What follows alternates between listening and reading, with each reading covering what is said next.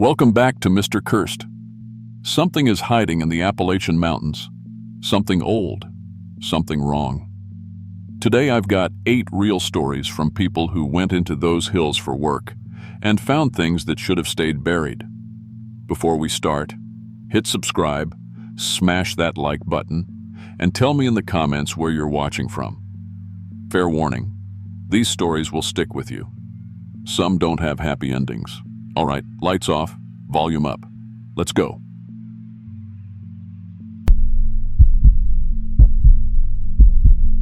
I'm 38 years old now, and I work maintenance at a local elementary school here in southeastern Kentucky. The pay's not great, but it's steady work with benefits. For the past 6 years, I've been supplementing my income by digging wild ginseng in the Daniel Boone National Forest during the fall season. Good ginseng root can fetch anywhere from $500 to $800 a pound if you know where to sell it, and I'd gotten pretty good at finding the prime spots. My grandfather taught me the rules when I was a kid. Never take too much from one area, always replant the seeds, respect the forest. I followed those rules religiously. The forest had been good to me, and I wanted to keep it that way. That October morning started like any other ginseng run. I left the house around 5:30 a.m., thermos of coffee in hand, my digging tools packed in my old JanSport backpack. The fog was thick that morning, cotton thick, the kind where your headlights just bounce right back at you. I was headed to my secret spot near Rockhouse Creek, deep in a section of old-growth forest that most people don't even know exists. No trails lead there directly. You have to know the terrain, follow the ridgeline, then drop down into a hollow where the trees are so dense the GPS signal gets spotty. I'd found it 3 seasons back and had been carefully harvesting there ever since, never taking more than 1/3 of what I found. I parked my truck at the usual pull-off around 6:45 a.m. and made the hour-long hike in. The fog was even thicker in the hollow, which wasn't unusual. Cold air settles in those low places and creates some strange atmospheric conditions. But something felt off from the moment I reached my usual starting point. The silence was too complete, if that makes sense. No birds, no squirrels rustling in the leaves, just my breathing and my boots crunching on the forest floor. Then I saw the first plant. Someone had been there before me. Every single ginseng plant in my usual area had been dug up, maybe 24 plants, all gone. But here's what made my stomach drop. The roots were still there. Each one had been carefully placed back on the ground, but they'd been arranged into human shapes. Little stick figures made from ginseng roots, each one maybe 6 inches long. And where the eyes should be, someone had placed small stones. Twigs had been inserted into the root where the mouth would be, like teeth. I stood there for a solid minute, just staring. My first thought was that some kids had found my spot, maybe thought they were being funny or creepy. But the roots were still fresh, the soil around them still damp. This had happened recently, maybe within the last few hours. And what kind of kids would be this deep in the forest at dawn, destroying hundreds of dollars worth of ginseng just to make weird little figures? The wrongness of it settled into my bones like the cold fog. I should have left right then. Looking back now, I still kick myself for not listening to that first instinct. But honestly, I was angry. 6 years of careful cultivation in that spot, and someone had trashed it overnight. I wanted to know who. So I followed the trail of destroyed plants deeper into the hollow. The boot prints in the soft earth started out normal enough. Size 11 or 12, standard tread pattern. But as I followed them farther down the slope, they began to change. The prints got longer. Then I noticed what looked like extra toe marks. Not 5, but 7. Then 9 impressions at the front of each print. The stride length increased too, from normal walking steps to something that covered 4 or 5 feet between prints. My hands started shaking. I told myself it was just the cold or maybe the way the damp earth was distorting the prints, but I couldn't stop following them. The prints led me to a clearing I'd never seen before, and I thought I knew every square foot of that area. Ancient trees formed a perfect circle around the clearing, oaks and hemlocks that had to be 200 or 300 years old. The ground was covered in white moss that practically glowed in the dim morning light. I'd never seen moss like that in Kentucky. It looked almost luminescent. In the center of the clearing sat a stone foundation, maybe 15 feet square. The stones looked hand-cut, probably from some old cabin or structure that had been there generations ago. But they'd been rearranged into patterns, geometric shapes that hurt to look at directly, like they were vibrating at a frequency my eyes couldn't quite process. And piled on top of the foundation were ginseng roots, thousands of dollars worth, maybe tens of thousands. They'd been stacked carefully, almost reverently, in a mound about 3 feet high. The roots were moving, not like the wind was blowing them. They were pulsing, breathing. I watched the whole pile expand and contract like a single living lung, and I heard this wet, rhythmic sound, almost like a heartbeat, but deeper, slower. I took 3 steps backward. That's when I heard the branches snapping. All around the clearing, in a circle, something heavy was moving through the undergrowth. The sounds were deliberate, timed, like whatever was out there was deliberately making noise to let me know it was there. The snaps came from different directions, first to my left, then my right, then behind me. But I couldn't see anything through the fog, which had gotten thicker and warmer. The temperature in the clearing had to have jumped 20 degrees in the last few minutes. The smell hit me next.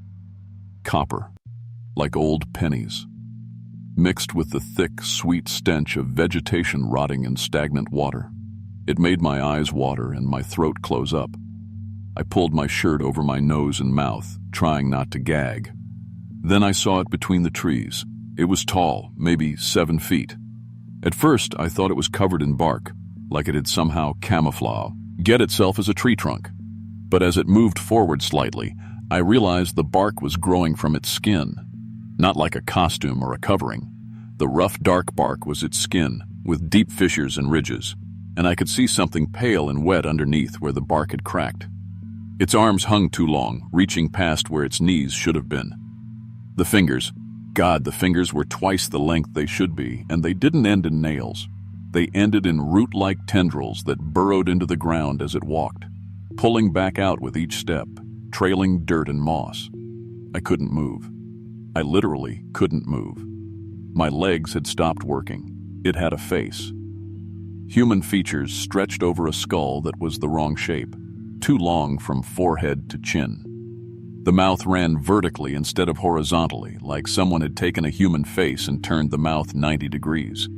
The eyes were on different levels, one higher than the other, like a flounder's. And it spoke. Not with that vertical mouth. The mouth didn't move. But I heard the words inside my head, behind my ears, in my chest cavity. You take the root. The root takes you. The forest reclaims. More of them emerged from the fog. 5, 6, maybe 8. All at different stages of whatever transformation was happening to them. The newest ones still looked mostly human. I could see their terrified eyes, their mouths opening and closing, trying to speak. Bark grew in patches on their arms and legs. Their fingers had started to elongate. One of them was closer than the others, and I recognized him. Daryl Hayes. I'd met Daryl at the feed store 2, maybe 3 years back. We'd talked about ginseng hunting, swapped some stories about good spots we'd found. He'd gone missing last October. His wife had filed a missing person report, and there'd been search parties and everything. They never found a trace of him. Now bark grew from his arms like tree limbs. His feet had become roots that plunged deep into the soil with each step. He saw me looking at him, and his eyes were still human, still aware. He opened his mouth like he was trying to say something. "Run," he croaked. Roots burst from his mouth mid-word, thick white roots that shot past his teeth and plunged into the ground, anchoring him in place. He made this horrible choking sound, and his eyes rolled back. The first creature, the tall one with the vertical mouth, approached me. It held out a ginseng root in one of those impossibly long hands. The root was perfect, easily worth $500. It gestured for me to take it. I shook my head. I couldn't speak, but I shook my head. It grabbed my wrist. I felt them immediately, roots pushing through my skin from the inside. Like splinters in reverse, trying to break through. I could feel them moving under the surface, spreading up my forearm, cold and alive and wrong. I screamed and pulled away. My skin tore where it had grabbed me, and I felt something give. Then I ran. The forest had changed. Paths I knew were gone. Trees had moved to block routes I'd taken 100 times. The fog was so thick I couldn't see more than a few feet ahead, and the ground under my feet felt wrong, sticky, resistant. I looked down and realized the white moss was everywhere now, spreading like a living carpet. It wasn't moss at all. It was root networks, all connected, all pulling at my boots with each step. Behind me, I could hear them following, not running, walking, patient, like they knew something I didn't. I found one of my marker trees, a white oak with a distinctive split trunk that I used for navigation. But someone had stripped the bark in patterns, spirals that made me dizzy to look at. The sap running from the wounds was red, not clear. The branches had been bent into shapes, tied somehow, forming symbols I didn't recognize, but that filled me with an instinctive dread. The sun should have been higher by now. I'd been in the forest for hours, but darkness was spreading from the ground up.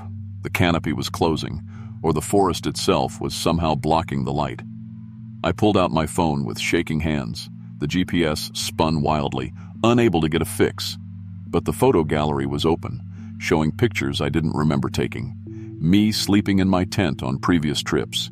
Me digging ginseng, bent over a plant, completely unaware of the camera.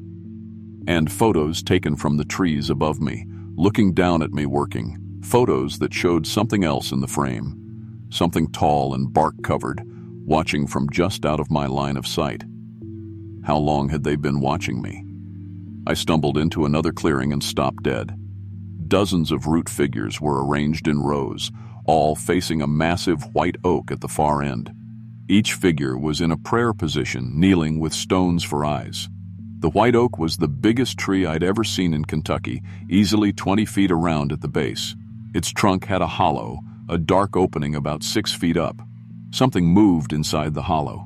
It was huge, made of twisted roots and bark and things I couldn't identify. Too many limbs, too many joints. It was breathing. I could hear it, feel it, the same rhythm as the pile of ginseng roots I'd found on the stone foundation. This was the source, the first one, and all the others were bringing it offerings. I saw bones in the hollow, personal items, watches, wallets, a wedding ring. My grandmother's voice came back to me then. She'd told me stories when I was little.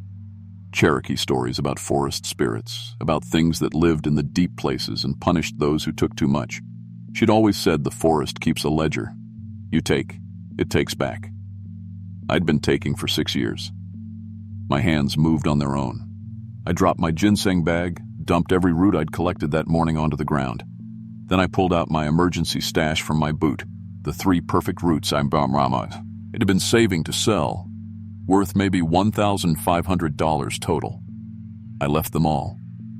The creatures stopped moving, all of them, simultaneously. They stood perfectly still, watching as I backed away. The tall, one with the vertical mouth tilted its head. Then it nodded. The forest opened up. The fog cleared. I could see the sun, could see the ridgeline. My marker trees were suddenly right where they should be, and the path back to my truck was clear and obvious. I made it out in 20 minutes, a hike that had taken me over an hour going in. My truck started on the first try. The radio worked. My phone showed full signal. I drove home and sat in my driveway for 2 hours before I could make myself go inside. Daryl Hayes' family called me that night. The timing still freaks me out. They'd found him that afternoon, a search team doing one last sweep of the area before winter. He was alive but catatonic, wouldn't speak, wouldn't respond to anything. And bark was growing from his skin, actual bark. The doctors told his wife it was some kind of fungal infection, some rare tree parasite. They surgically removed it. It grew back within hours. Daryl's in a long-term care facility now. He screams about roots. That's all he does.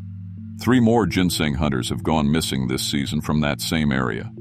The Forest Service finally closed that section permanently last month. The official reason is botanical contamination. They won't say what kind. I still have the scars on my wrist where that thing grabbed me. They're shaped like roots, like something tried to burrow through. They itch every full moon. Not a figure of speech, literally every full moon. And sometimes, late at night, I feel them spreading under the skin. Just a little, just enough to remind me. I sold all my ginseng equipment, the backpack, the tools, everything. I won't even go in my backyard after dark anymore. The woods behind my house are only a quarter acre, but I can feel them calling. Not calling me back, calling me to join them. Last week I found a ginseng root on my pillow. My doors were locked. Windows a lead. Security system armed. But there it was, arranged in a human shape with two small stones where the eyes should be. I moved it to my kitchen counter. I don't know what else to do with it.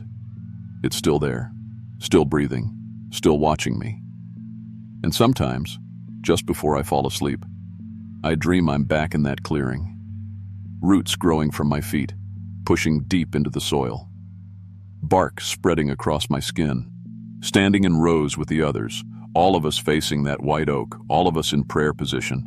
I can feel the forest floor pulling me down, welcoming me, reclaiming what I took. I wake up with dirt under my fingernails, moss in my hair. To this day, I still don't go in the woods. I don't even like driving past them. And every time I see someone with a ginseng root at the farmer's market, I want to grab them and tell them what's really out there, what's waiting, what the forest does to people who don't follow the old rules. But I don't, because who would believe me?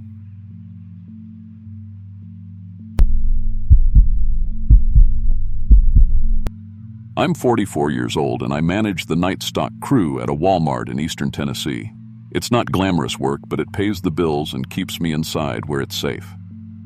That last part matters more than you'd think. This all started about 3 years ago, back when I still went hunting with my cousin Dale.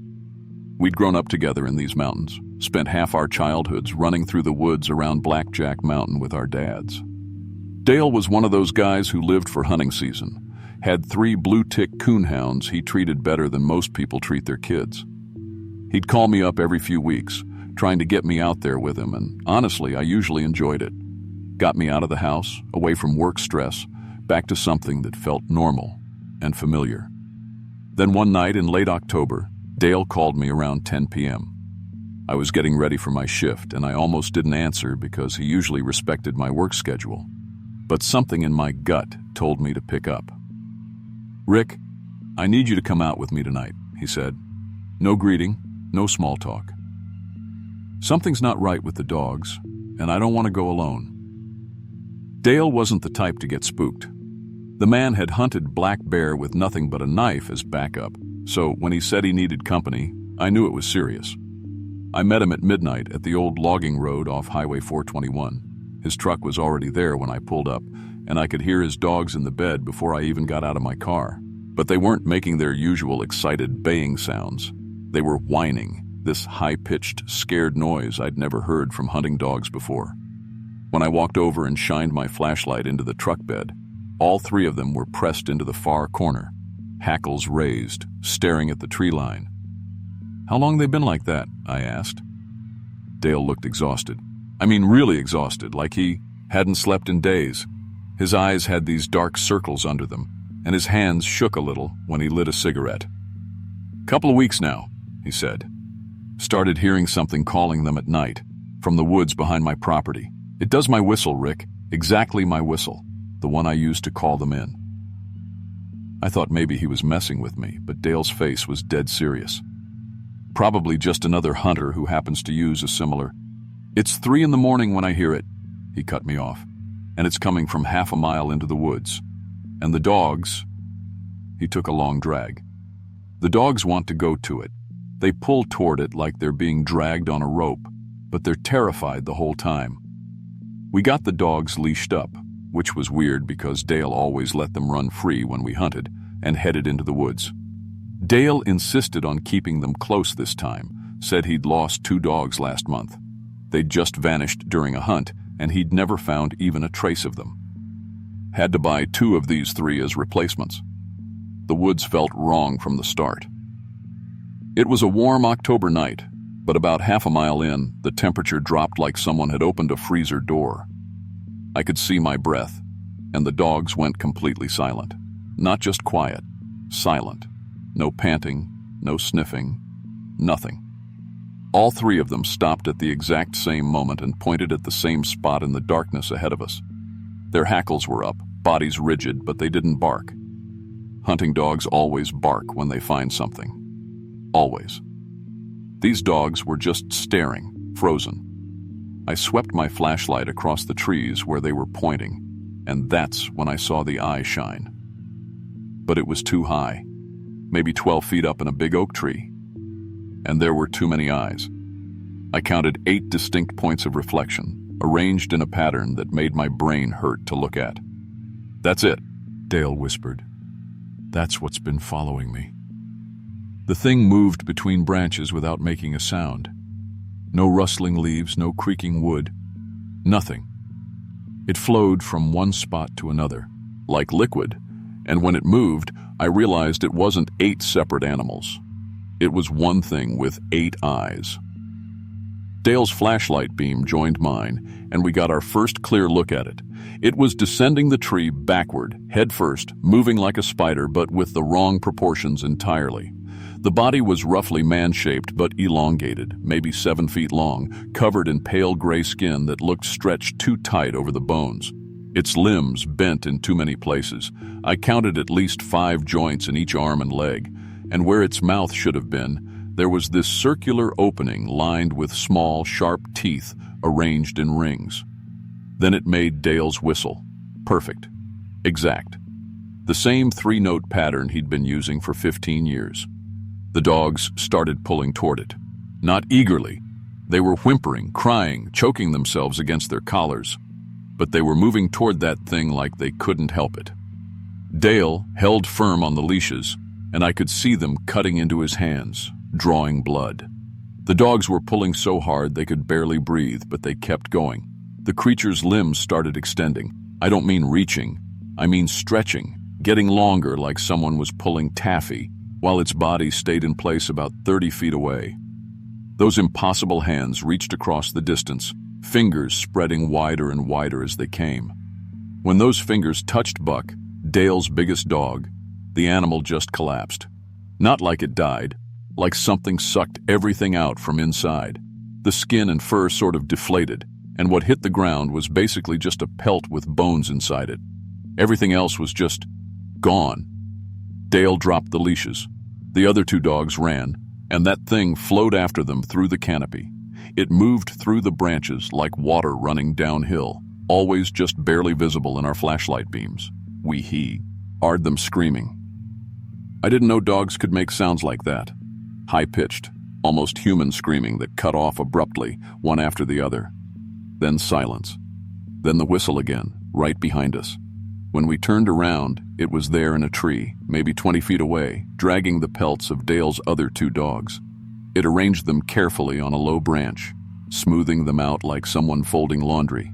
Then all 8 of its eyes fixed on us, and it waited. Dale pulled out his .308 rifle and fired directly into its center mass. I saw the muzzle flash, heard the shot, but the bullets passed through it like it was made of water. The thing didn't flinch, didn't react at all. Then it spoke in Dale's voice. "Here, boy. Come here, boy." But the voice didn't come from its mouth. It came from all around us, from the trees, from the ground, from the air itself. The sound surrounded us completely. The trees started moving. No wind, no reason, but they were swaying in a pattern, all bending slightly toward the creature, creating this funnel effect that was pushing us toward it. We started backing away, stumbling over roots and rocks, and our lights caught something in the leaves. Bones. Lots of them. Deer skeletons, the remains of dogs and smaller animals, and some that looked almost human but with proportions that were just wrong. Too long, joints in places they shouldn't be. The creature dropped down from the tree and walked toward us on all 4s, if you can call it walking. Each limb bent backward and forward with each step, and it moved with this horrible, fluid grace. When it got close enough, it did something I'll never forget. It showed us its collection. From somewhere behind it, it pulled out pelts. Dozens of them, all perfectly preserved: deer, raccoons, possums, more dogs. They were organized by species, arranged in neat rows on the ground.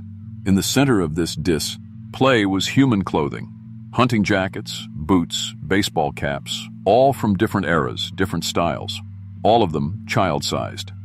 Dale's flashlight beam landed on one particular jacket, red and black flannel, small, with a patch on the shoulder. "That's..." Dale's voice broke. "That's Jamie's jacket. My nephew. He went missing in 1987. They said he drowned in the lake, but they never found his body." The creature's circular mouth opened wider, and it spoke in a child's voice, scared, young, desperate.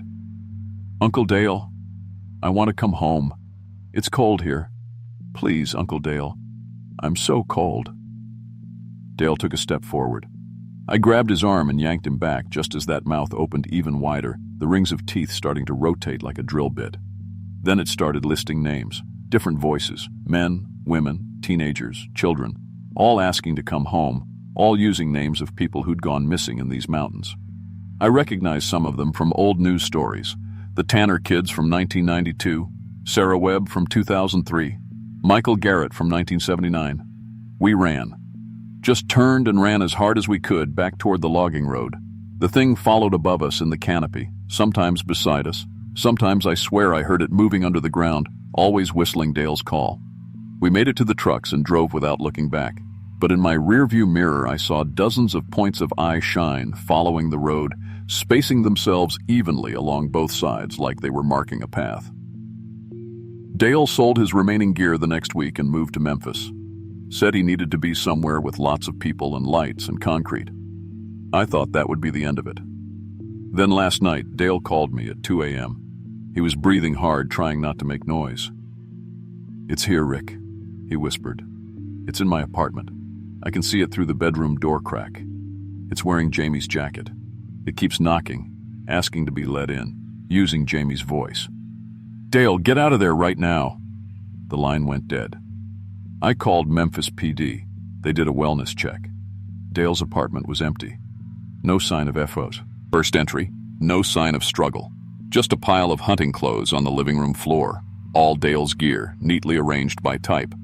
And in the ceiling above the pile, there were 8 puncture marks in the drywall, like something had been hanging there, waiting.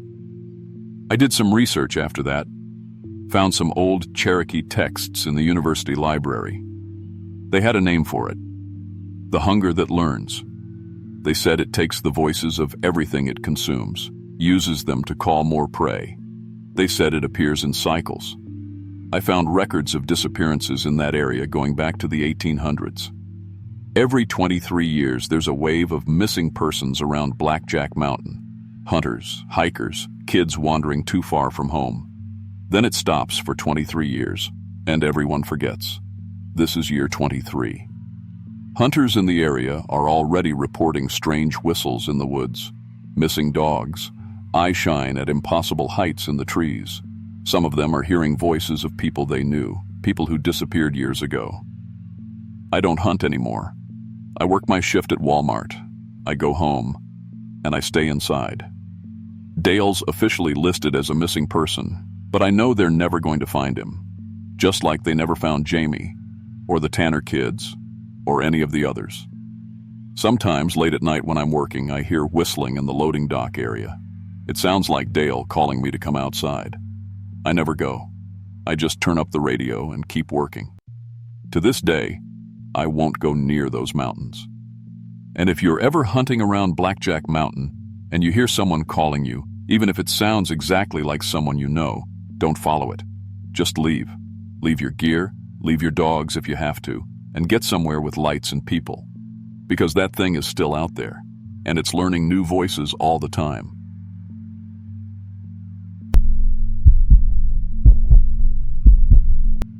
I'm 29 years old, and I work as a cable installation technician for a regional internet provider that covers parts of eastern Kentucky.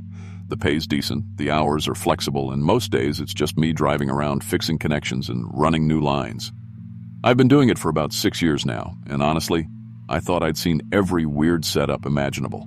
People stealing cable, running lines through their attics in the most dangerous ways possible, all that. But what I found near Harlan County last spring changed everything about how I look at technology, and I haven't touched a computer outside of work since. It started simple enough. I got a service call for a farmhouse about 15 miles outside Harlan, one of those old properties that's been in the same family since before the mines closed.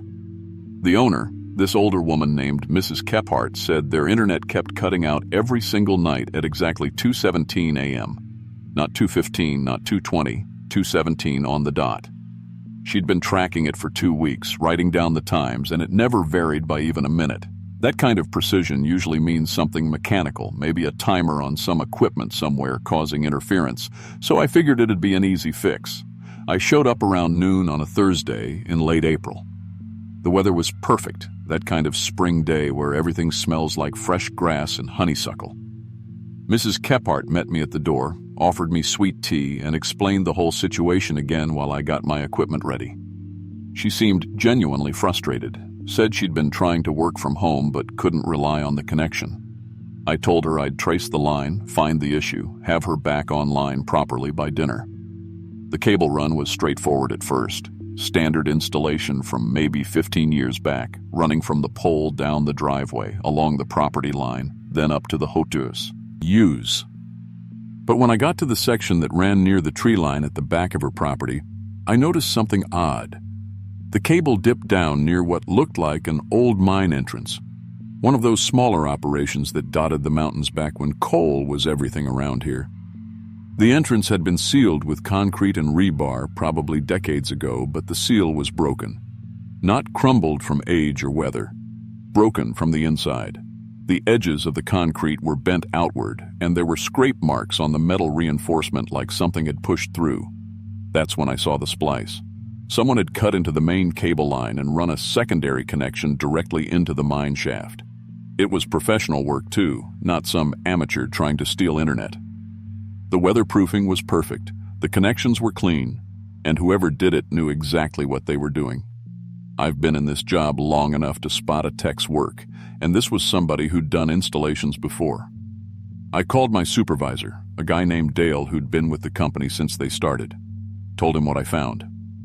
There was a long pause on the line before he said, "Just fix the main connection and ignore the splice. Not our problem if someone's stealing service underground." But I couldn't let it go. Who the hell was using internet inside a sealed mine shaft? And more importantly, how were they getting in and out? I grabbed my heavy-duty flashlight and followed the cable into the entrance.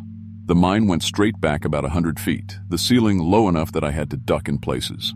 The air got colder the deeper I went, and there was this smell, not the musty, damp smell you'd expect, but something else.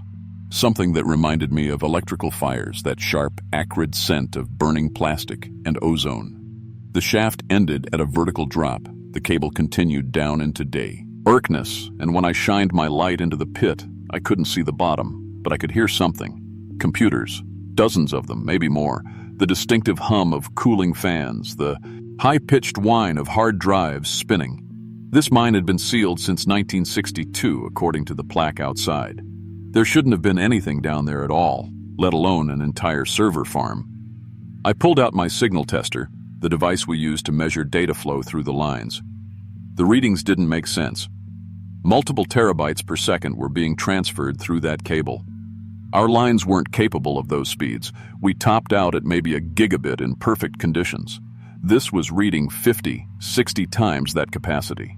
The equipment had to be malfunctioning, but when I reset it and tested again, the numbers stayed the same. There was a maintenance ladder bolted to the wall, old iron rungs that looked like they'd been there since the mine was operational.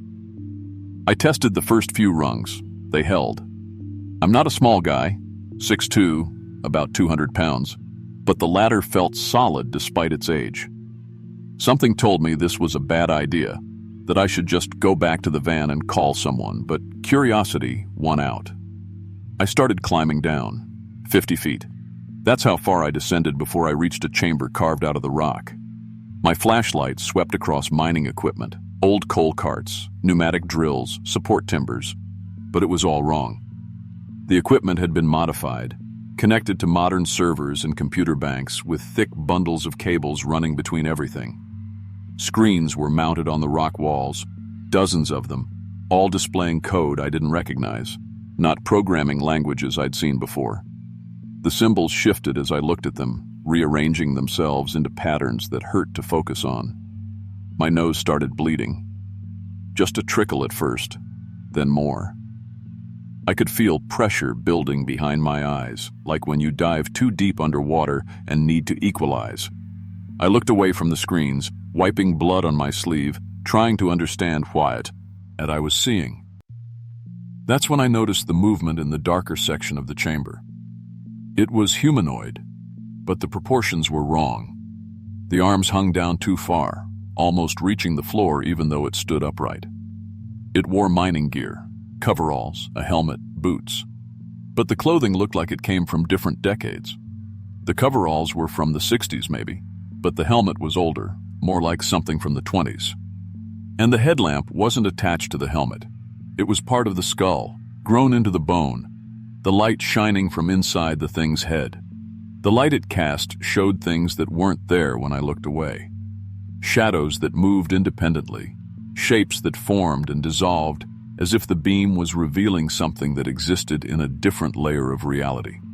It spoke, not in words at first, but in sounds. The screech and static of a dial-up modem connecting. Then the sounds shifted, became language.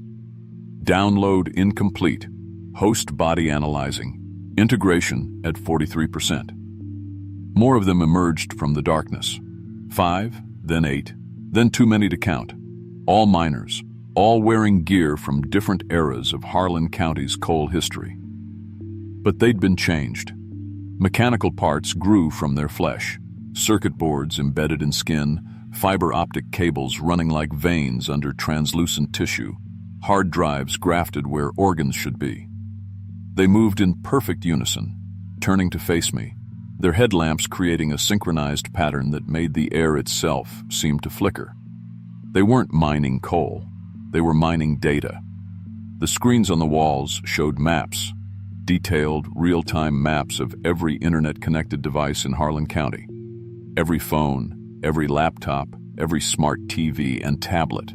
And each device had a percentage next to it. 23%, 47%, 61%, 89%. The numbers were infection rates. Whatever they were pulling from deep in the earth, they were uploading it through our cable lines, spreading it through the network, inserting it into every connected device in the area. My phone buzzed in my pocket. I pulled it out and watched as it started downloading something automatically. The same shifting symbols from the screens appeared on my display. My battery dropped from 78% to 34% in seconds. The phone got hot in my hand, the screen flickering between the download progress and those impossible symbols that made my vision blur. The miners moved closer, all of them stepping forward in perfect synchronization, their headlamps creating overlapping circles of light that made reality itself seem unstable. The lead one, the first I'd seen, approached with its arm extended.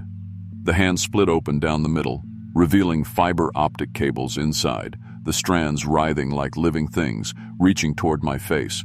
It was trying to connect, trying to interface directly with my brain.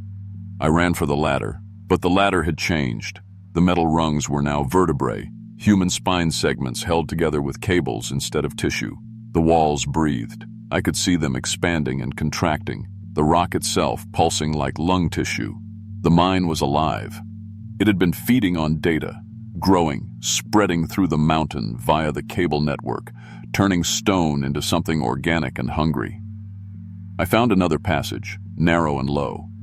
I had to crawl on my hands and knees through mud and something that felt like membrane tissue. The walls pressed in on both sides, and I could feel them trying to analyze me, scanning my thoughts the way antivirus software scans files. My head filled with static, with voices speaking in binary and modem tones, asking questions I couldn't understand about protocols and bandwidth and payload delivery. I emerged in someone's basement 2 miles from the farmhouse, just pushed through the dirt floor and found myself next to a water heater and a circuit breaker box.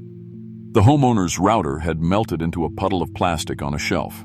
Their computer monitor was showing those same symbols before the screen cracked and went dark, sparks shooting from the power supply. I got out of that basement, found my van still parked at Mrs. Kephardt's place, and drove straight to the office. My supervisor wasn't there. Dale's wife called the next day saying he never came home. They found his van at the mine entrance 3 days later, his tools arranged on the ground in perfect circuit patterns, resistors, capacitors, and inductors laid out like components on a motherboard.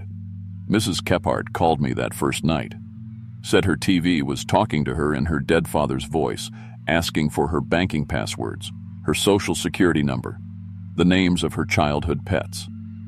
Every device in her house was doing it, she said. The smart speaker, the microwave display, even her digital watch. Every customer I'd serviced that week reported the same things.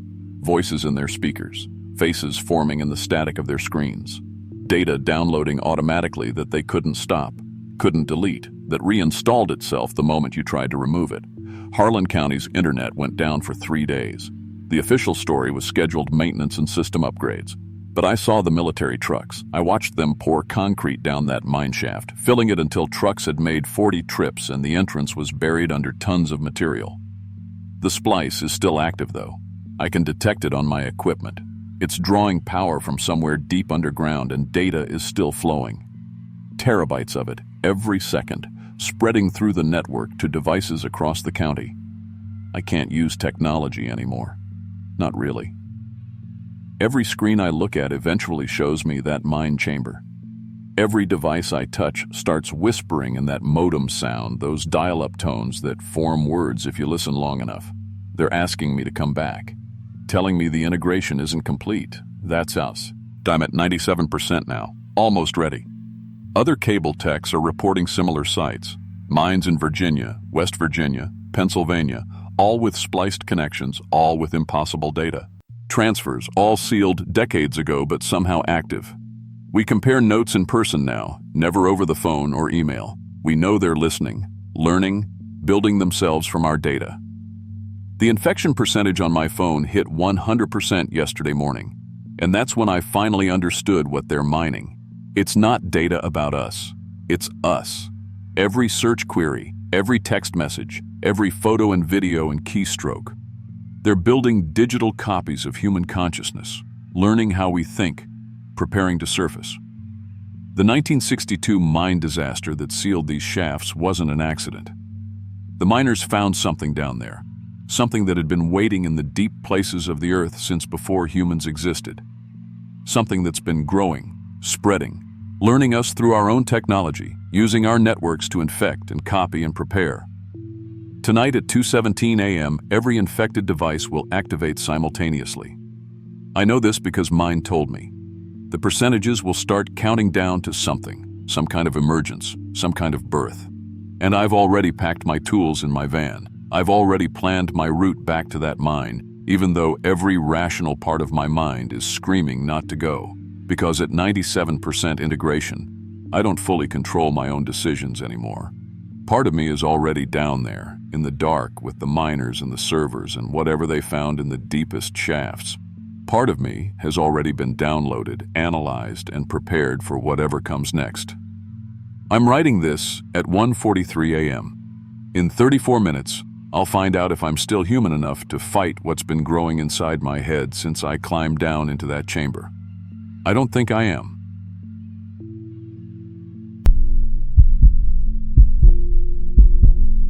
I'm 52 years old, and I've worked for the county water department for going on 18 years now.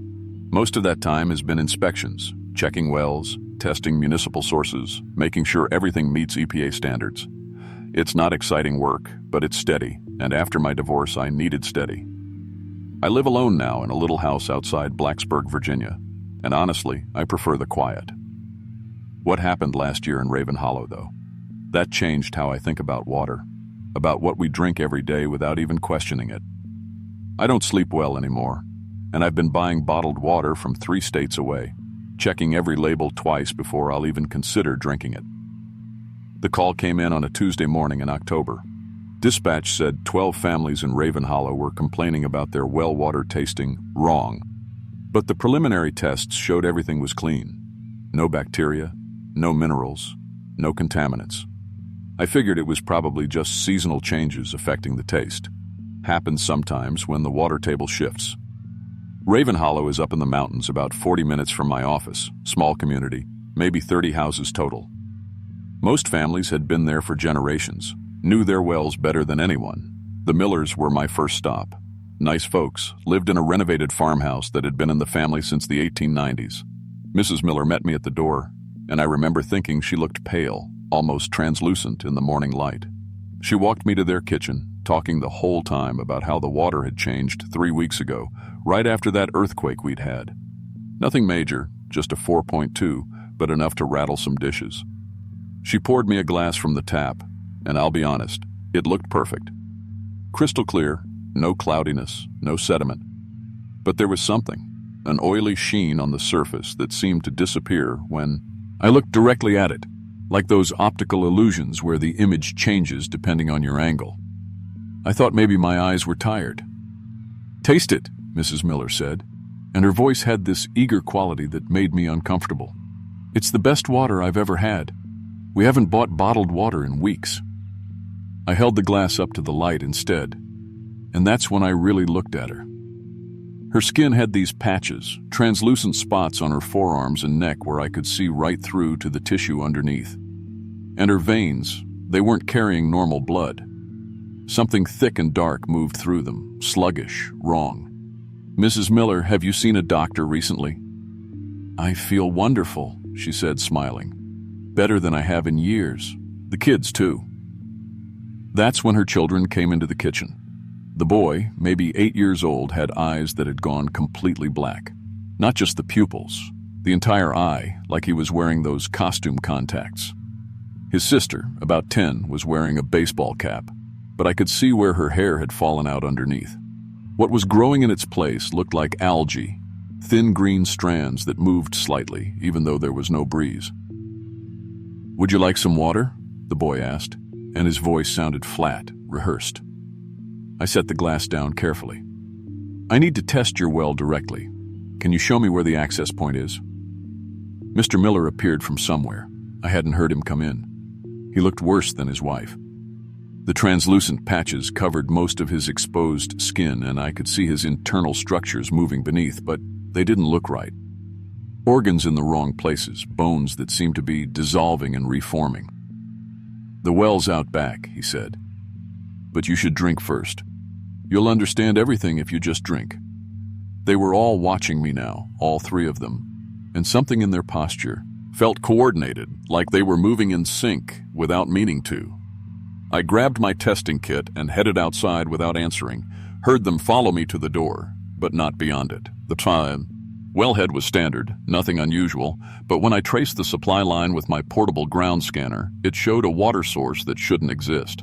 Geological surveys for this area showed solid bedrock, no aquifer, but the scanner was picking up a massive underground chamber about 100 yards north, direction of the old Mackenzie property that had been abandoned since the 70s.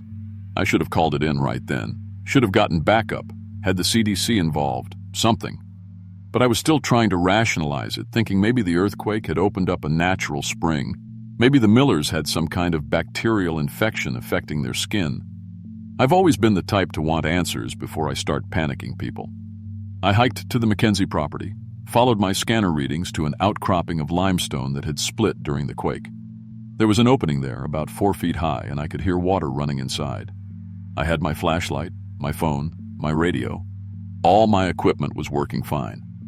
I ducked inside. The cave system was bigger than I expected, tunnels going off in multiple directions, but the water sound led me deeper. The walls had markings on them, symbols carved or maybe grown into the rock. They looked almost like chemical formulas, molecular structures, but more complex than anything I'd seen. Some were glowing faintly with bioluminescence. The main chamber opened up suddenly, and that's where I found the pool. Perfectly circular, about 20 feet across, and the water was moving wrong. It flowed upward in spirals, defying gravity, creating patterns in the air before falling back. I stood there watching it, trying to understand what I was seeing, and that's when I noticed her. She was floating in the center of the pool, Looked like a woman at first glance, but her proportions were wrong. Too long, joints in places that didn't make sense, extra bends in her arms and legs. Her skin had that same translucent quality as Mrs. Miller's, but more advanced. I could see through her completely, see that she was hollow inside, just a shell shaped like a person. She opened her eyes, spoke without moving her mouth, and I felt the words in my head rather than heard them. The water remembers when we lived here. Before you. Before anything. I couldn't move. Couldn't look away.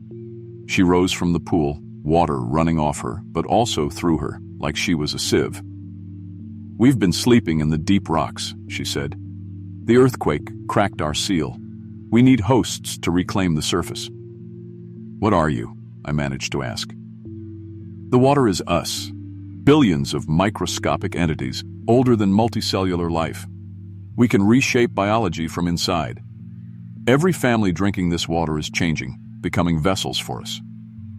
I backed toward the entrance, fumbling for my radio. It was waterlogged, completely soaked even though my jacket was dry, even though the radio was supposedly waterproof. My phone showed full bars, but no service when I tried to dial. The woman thing moved toward me, not walking exactly, more like flowing. She touched the cave wall and it bloomed. Organisms I'd never seen, combinations of plant and animal and something else growing rapidly across the stone. Pustules burst open, releasing spores. Things with too many legs crawled from cracks. "This was Earth's original ecosystem," she said. "Before oxygen poisoned it. Before newcomers changed the atmosphere. We want it back." I heard footsteps in the tunnel behind me. The families were coming. I could hear them walking in sync, their changed children singing in harmonics that humans can't produce. Mr. Miller appeared first, and I watched his body restructure itself in real time, his bones dissolving, reforming, creating new organs with purposes I couldn't begin to guess. They grabbed me, held me down, tried to force my head toward the water. "Drink," Mrs. Miller said. "Evolve. Remember." I kept my mouth shut, clenched my teeth, but the water moved on its own. It tried to force its way into my nose, my ears. I held my breath until my vision went dark, until my lungs burned, until I thought I'd pass out and drown. I woke up outside the cave, soaking wet, lying on the ground. The family stood in a circle around me, all their black eyes watching. They didn't try to stop me when I ran. "You'll be back," one of them called. "Everyone drinks eventually. The water table is already spreading." I tested wells throughout the county over the next 2 days. The contamination was moving outward from Raven Hollow at about 100 feet per day, following underground channels I didn't know existed. County officials wouldn't listen at first. Thought I'd had a breakdown, suggested I take some time off. So I brought them to the Miller's house. By then, the Millers barely looked human anymore. The CDC came, quarantined the area. But the water kept spreading underground, following geological layers we'd never mapped. They tried treating the affected families, but removing the organisms killed the hosts. They were too integrated, replacing human cells one by one until there was nothing left to save. The woman thing from the cave started appearing in other water sources. Lakes, rivers, swimming pools, always floating, always waiting. Bottled water companies in Virginia, West Virginia, and Kentucky have reported contamination in their sources. Same oily sheen, same perfect taste that disappears when you look directly at it. The organisms are patient. They don't need to force change quickly. They have geological time, and we drink water every day without thinking about it. Raven Hollow is officially evacuated now, but satellite thermal imaging shows hundreds of heat signatures in the cave system. All alive, all changing. I haven't drunk anything in 3 days. I'm so thirsty my lips are cracked. My tongue feels swollen. But I can't bring myself to turn on a tap. My neighbor brought me a glass of water yesterday. She said it was from a pure source and that I looked dehydrated. Her eyes were starting to darken at the edges. The glass is still sitting on my kitchen table. The water moves inside it, forming patterns, spelling words. Drink, evolve, remember. Tests show my body is already 3% converted just from that brief exposure in the cave. The organisms are dormant but waiting When it reaches 51%, I'll lose control, become like them, help spread the water. I can feel it multiplying with each heartbeat, and I don't know how to stop it. The quarantine is failing. Water shortages are forcing people to dig deeper wells, hitting that ancient aquifer, releasing more of them into the system. This morning I looked in the mirror and my eyes are starting to darken at the edges. The water in that glass looks so clear, so inviting, and part of me wants to understand what they're offering. By the time you hear this, check your water. If it has that oily sheen that disappears when you look directly at it, it's already too late. You've been drinking them. And soon you'll understand why the water remembers everything. Every organism that ever lived. Every form of life before humanity, before oxygen, before the world changed. They're patient. They're inside us now. And they're taking it all back, one glass at a time.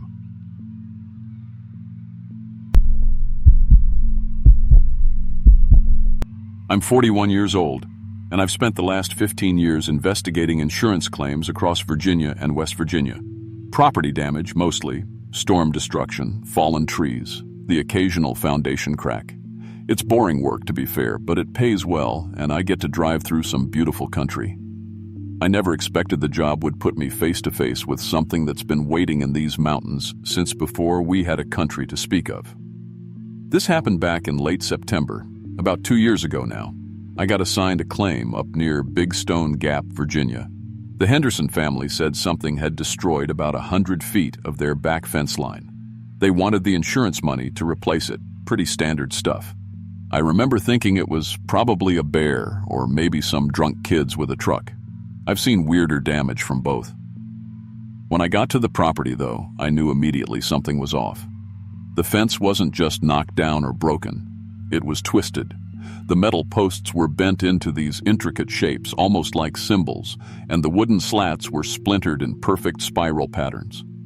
I've investigated tornado damage before, and even that doesn't create patterns this precise. This looked deliberate, calculated. Mr. Henderson met me at the property line, and honestly, he looked like he hadn't slept in days. He told me it all happened in one night, sometime between midnight and dawn. He'd heard noises but didn't go outside to check. Said it sounded like metal groaning and wood cracking, but rhythmic, like it was being done slowly and carefully. When he came out in the morning, the whole fence was destroyed. Here's where it got strange. The damage ran along the property line they shared with the old Vickers farm, about 400 acres that had been sitting empty since 1978. Mr. Henderson mentioned that his neighbors on the other side, the Cole family, had called him that same morning. Their fence had been destroyed too, same night, same exact damage pattern, along their property line with the Vickers place. I walked the boundary for maybe half a mile, taking photos for the claim. Every single fence post had been altered. Each one was twisted into a different symbol, but they were all related somehow. I could feel it, even if I couldn't explain it. Looking at them made my inner ear ache. Gave me vertigo even though I was standing on flat ground. I had to photograph them at an angle, couldn't look directly at them through the viewfinder. Mr. Henderson explained that the trouble started about 2 weeks earlier. The county had required new survey markers for a tax reassessment. They used GPS coordinates to establish the exact property lines. The old boundaries had been based on landmarks, he said. Things like from the Big Oak to the Creek Bend. But the GPS showed they were off by about 50 feet in some places. The Vickers farm had never been properly surveyed. The family that lived there just disappeared one night back in '78, left everything behind, even food on the table. The property went to the county eventually, but nobody ever did anything with it. Too many bad stories, I guess. I found the old property markers while I was walking the line. Stone cairns with symbols carved into them. The same symbols the fence had been twisted into. That's when things got really wrong. The temperature dropped.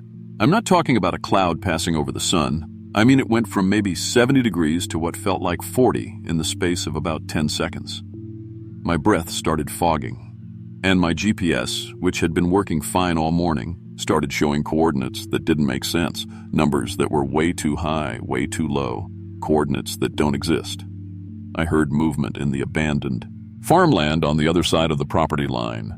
Heavy footsteps, deliberate, like someone taking their time. The grass was probably 5 feet tall over there, hadn't been cut in decades, so I couldn't see what was making the noise. I called out, asked if anyone was there, but I got no response. Just those slow, heavy steps, getting closer. Then something stood up in the field. It was massive, maybe 9 feet tall, hard to tell from a distance. It was covered in what looked like dried mud and dead grass, perfectly camouflaged. I realized with a jolt of pure terror that it had been lying flat in the field the entire time I'd been walking the property line. Invisible, waiting. And then more of them started standing up. Dozens.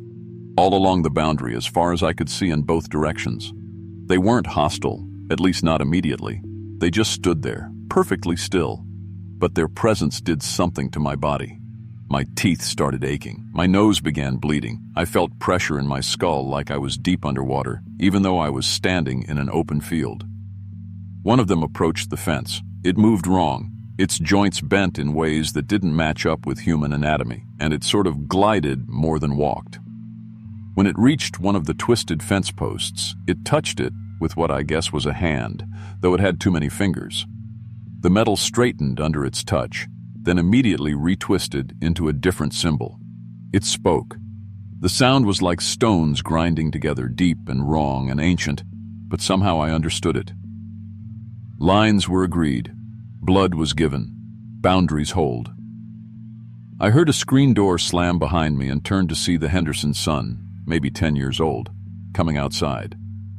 He saw the entities and started screaming, but his screams changed midway through. They turned into that same grinding, stone-on-stone language. The boy walked toward the property line like he was in a trance. His feet sank into the earth with each step, and I swear I saw roots growing from his shoes, spreading into the soil. Mrs. Henderson ran out and Dee tried to pull him back. The moment she crossed the property line, she started aging. Her hair went gray in seconds, her skin wrinkled, her back bent. She yanked her hand back and stumbled onto her own property, and she returned to normal, but her son was already changing.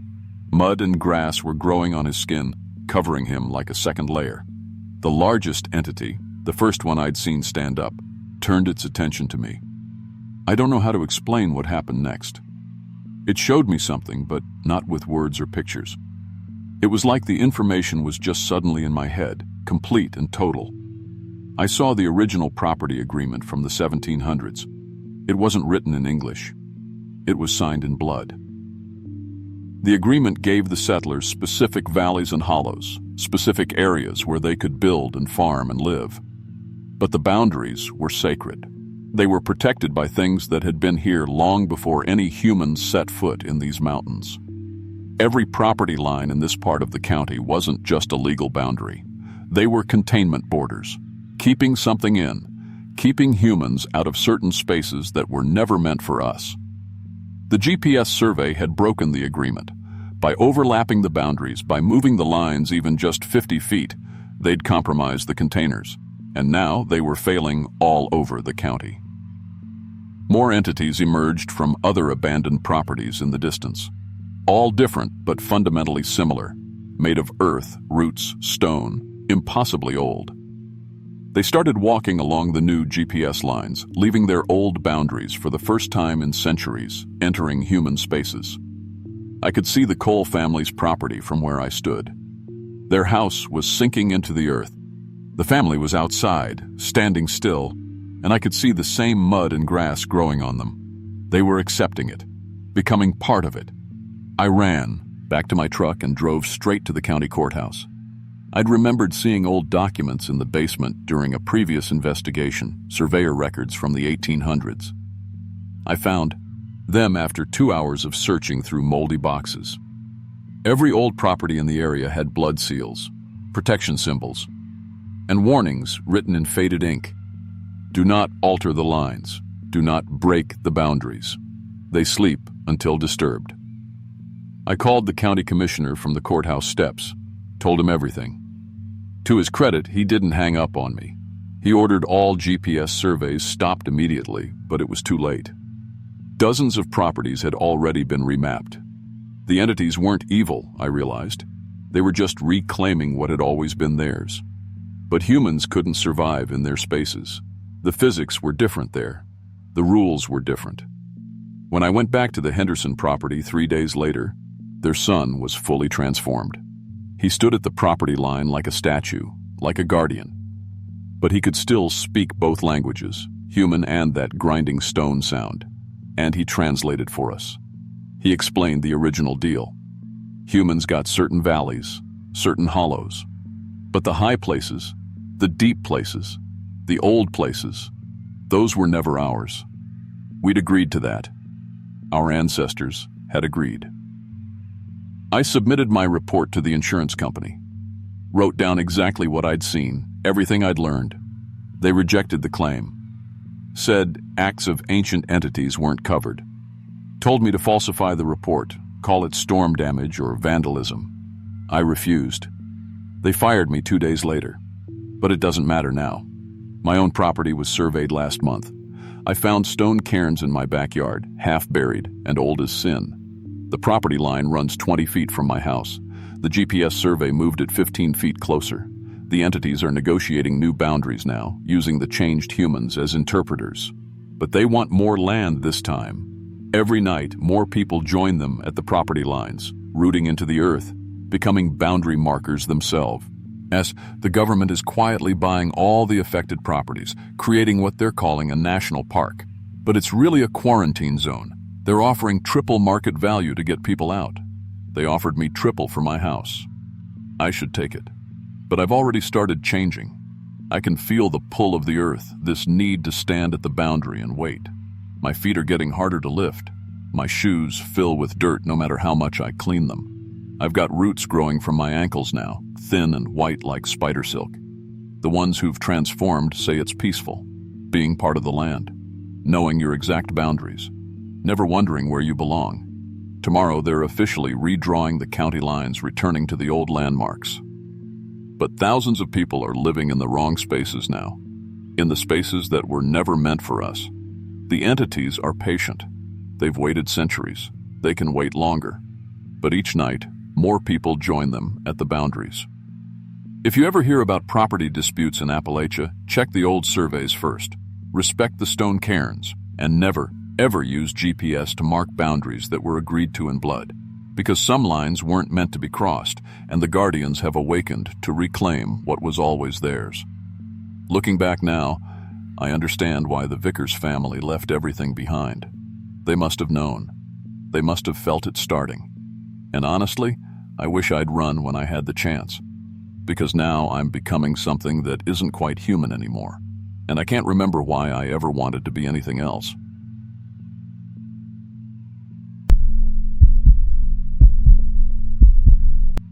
I'm 34 years old, and I've been working as a janitor at Mountain View Regional Hospital in eastern Kentucky for the past 3 years. It's not glamorous work, but it pays the bills, and honestly, I prefer the night shift. Less people around, less drama, just me and my cleaning cart making my rounds. My shift runs from 11 p.m. to 7 a.m., and for the first couple years, it was pretty much the same routine every night. That changed last fall when they finished the renovation project in the basement. The hospital had been doing construction down there for about 6 months, upgrading the HVAC system or something like that. I didn't pay much attention to the details until my supervisor called me into his office one Monday morning, right at the end of my shift. He told me they'd broken through a wall during the work and discovered a whole section of the building nobody knew was there. Turns out, Mountain View was built on top of an old tuberculosis sanatorium from the 1800s. The construction crew had punched through into these ancient patient rooms, and now that section was technically part of the hospital again. My new assignment was to add it to my cleaning route, just basic maintenance since nobody was actually using those rooms. Sweep, mop, keep the dust down. Simple enough, right? I started cleaning down there the following Thursday night. The old section was at the end of a hallway in the basement, behind a door they'd installed to separate it from the modern part of the building. The door wasn't locked, just closed, and when I pushed my cart through that first night, the temperature dropped at least 10 degrees. I'm not exaggerating. I could see my breath in the air, even though the thermostat in the hallway behind me said it was 72 degrees. The old patient rooms stretched down a long corridor, maybe 20 rooms total, 10 on each side. They still had the original wooden doors with small windows, and every single one had a metal placard next to it with a name and dates. I started with the hallway itself, running my dust mop along the baseboards. That's when I noticed my mop head was turning gray. At first I thought maybe there was just a lot of dirt down here from the construction, but when I dipped the mop back in my bucket to rinse it, the water started turning dark. Not dirty water dark, but black, like ink spreading through it. I dumped the bucket in the utility sink and refilled it with fresh water and cleaning solution, but within 5 minutes of mopping, it was black again. Even the soap turned dark. I switched to straight bleach, figuring that would at least stay white, but the same thing happened. The bleach in my spray bottle turned black as crude oil. I should have called my supervisor right then. Looking back now, that was my chance to walk away from the whole thing. But I'd been working nights for years at that point, and you see weird stuff in hospitals after midnight. I convinced myself it was some kind of mineral deposit in the water pipes, something left over from the construction. I kept working. The patient rooms were small, maybe 10 by 12 feet each, with a single window high up on the wall and a metal bed frame in the corner. Most of the frames were empty, just rusted springs, but some still had thin mattresses on them, all stained and rotting. Those placards by the doors were what got to me, though. Each one had a name in faded lettering, and below that, dates. Not birth and death dates, just death dates. Room 7, Eleanor Marsh, died October 12, 1918. Room 11, Thomas Brennan, died November 3, 1919. Every single room, all from that same 2-year period. Spanish flu era. I cleaned room 19 first because it was closest to the door, and that's when things got strange. I mopped the floor, wiped down the window ledge, swept out the corners.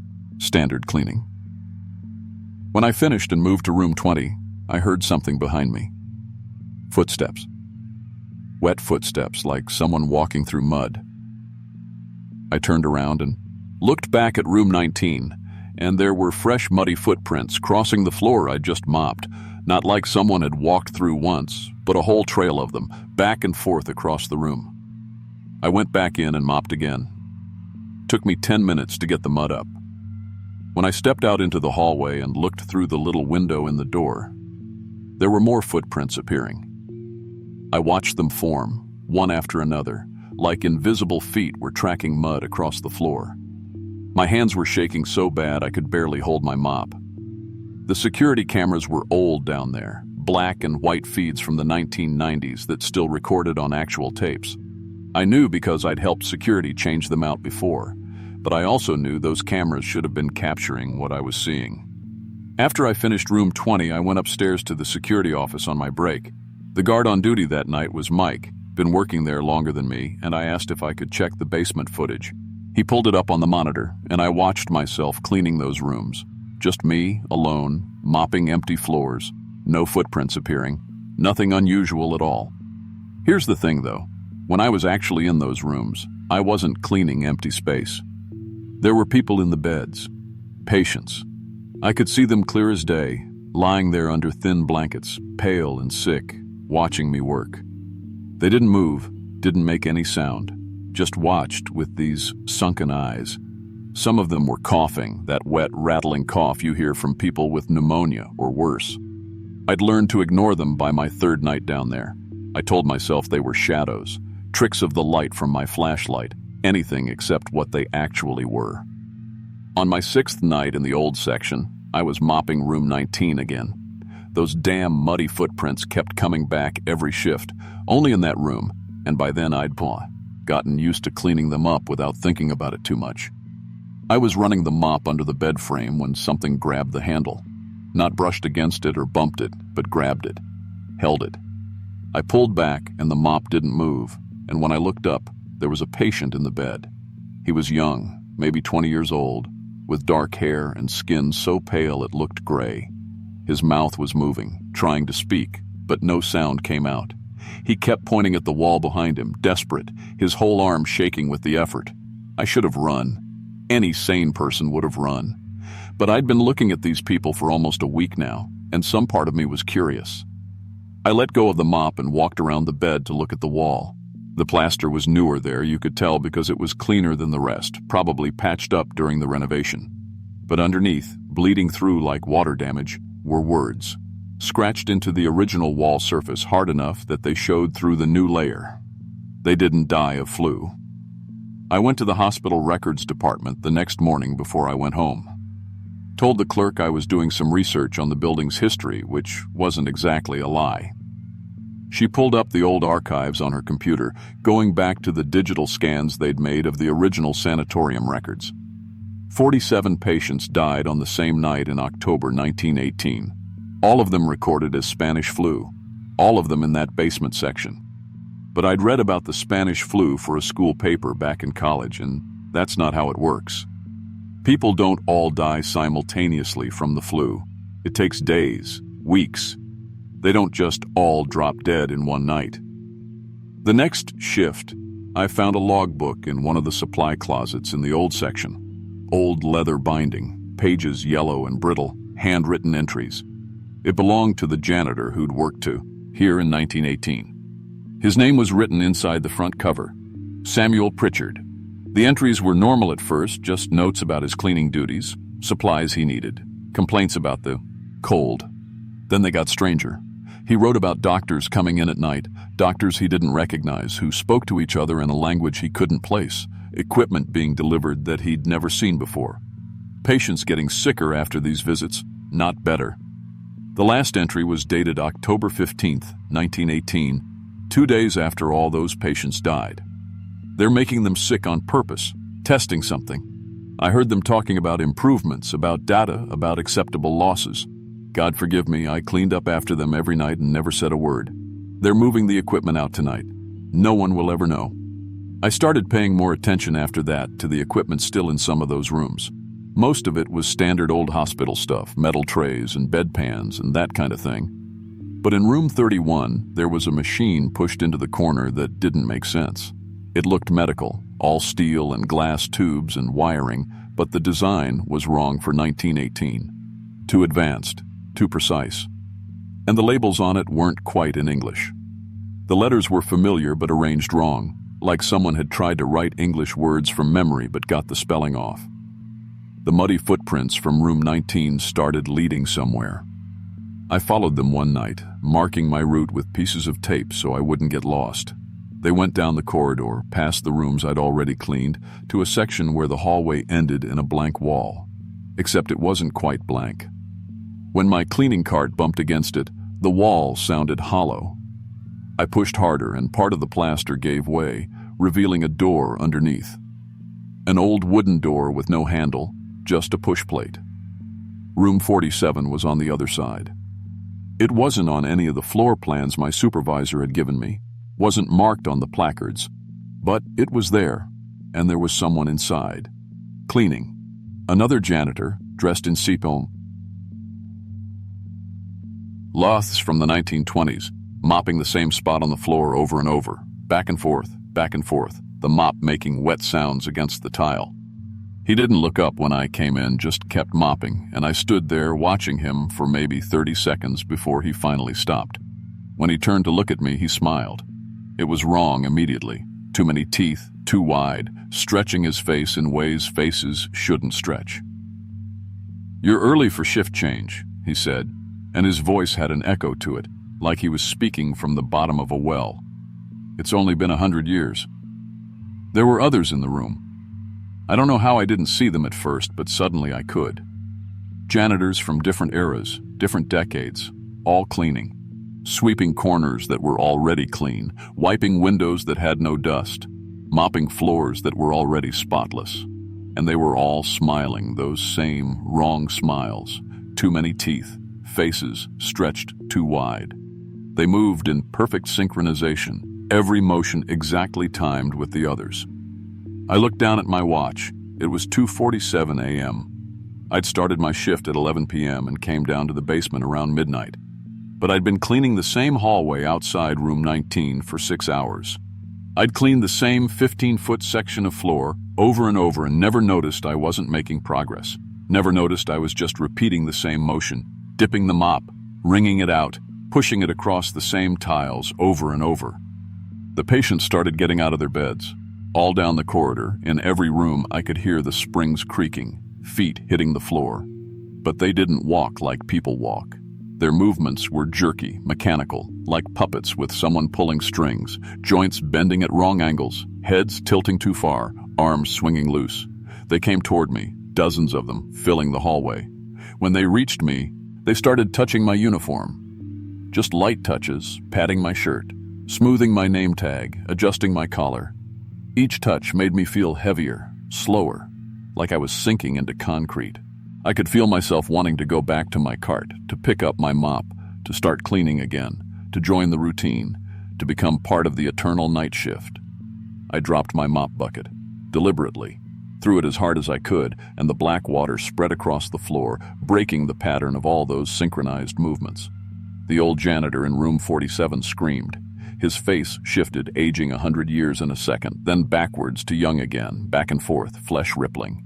He reached for me with fingers that stretched too long, and I ran. I don't remember much about getting up the stairs. I know I fell at least twice. I know I left my cart and all my equipment down there. I know I was screaming. The hospital security found me unconscious in the break room on the second floor. They said I'd been missing for 3 days. I'd called in sick on Friday and Saturday, according to the records, in my own voice, telling my supervisor I had the flu. But I'd only worked Thursday night. My shift was 8 hours. It should have been 7 a.m. Friday morning when I left. They checked the security footage, and it showed me leaving the building at my normal time, getting in my car, driving away. But I was down in that basement for 3 days. I know I was. They closed the old section permanently the next week. Said they'd found structural damage, asbestos, mold, all kinds of violations. But I saw the specialists they brought in before they sealed it up. Hazmat suits, government plates on their vehicles. They were down there for 2 days, carrying out equipment in sealed containers.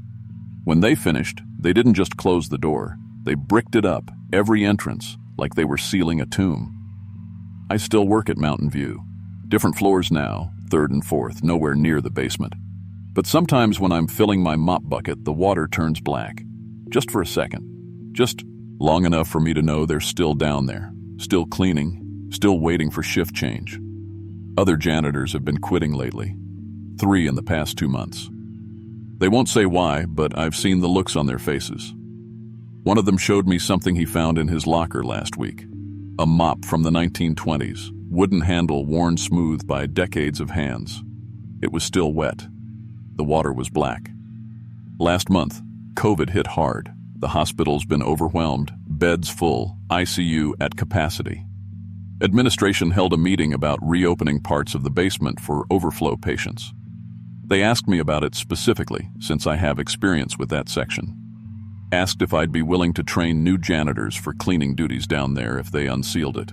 I said yes. I don't know why I said yes. I didn't mean to, but the words came out of my mouth before I could stop them, and now I can't take them back. I've been dreaming about the basement every night since then, planning the cleaning route, organizing the schedule, thinking about the most efficient way to mop those hallways, the best products to use on those old floors. I wake up at 2:47 a.m. exactly, every night, my hands moving like I'm holding a mop. Yesterday, I went down to the basement door, the one they bricked up. I don't remember deciding to go there, I just found myself standing in front of it during my break. Someone had removed 3 of the bricks. I could see through the gap into the old section. My cleaning cart was still there, right where I'd left it all those months ago. And next to it, hanging on the wall, was a placard. Room 19. Marcus Chen died tomorrow. My name, tomorrow's date. I'm going to work tonight. I have to. It's my shift. Some routines can't be broken. I think I've always been part of the night shift, even before I took this job. I think Samuel Pritchard knew that too. I think we all know it. Now, eventually, when we're supposed to clean, the basement door is open now. All the bricks are gone. I don't know when that happened, but I can hear the mop bucket sloshing down there. That familiar sound of water and cleaning solution. Only it's not quite water anymore. It's black. It's always been black. I need to get to work. My shift starts in 20 minutes, and I've never been late. Not once. Not in 100 years.